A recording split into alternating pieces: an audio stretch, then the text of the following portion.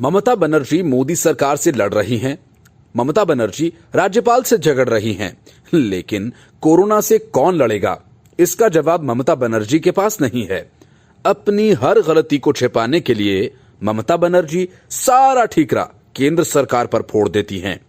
लेकिन इस सियासी जंग में बंगाल की जनता की ऐसी तैसी हो रही है। उनकी कोई सुनने वाला नहीं है और न उन्हें देखने वाला।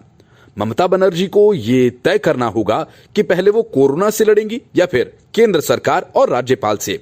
अब ममता बनर्जी के उल्टे सीधे आरोपों से न तो केंद्र सरकार का कुछ बिगड़ेगा और न राज्यपाल का। बिगड़ेगा तो सिर्फ बंगाल की जनता का, जो कोरोना के इस बड़े संकट से दो चार हो रही है।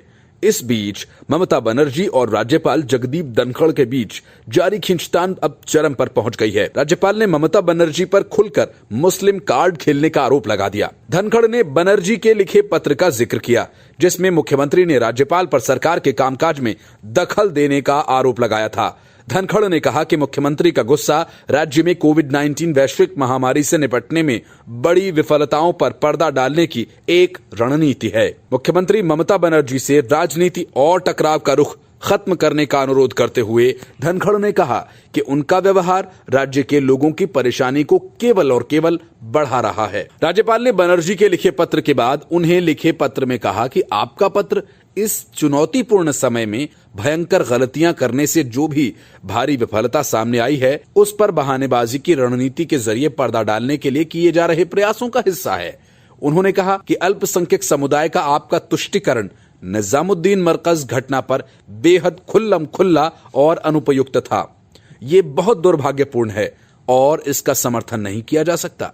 राज्यपाल उस कार्यक्रम का जिक्र कर रहे थे जहां बनर्जी को राष्ट्रीय राजधानी में तबलीगी जमात के धार्मिक आयोजन पर टिप्पणी करने के लिए कहा गया था।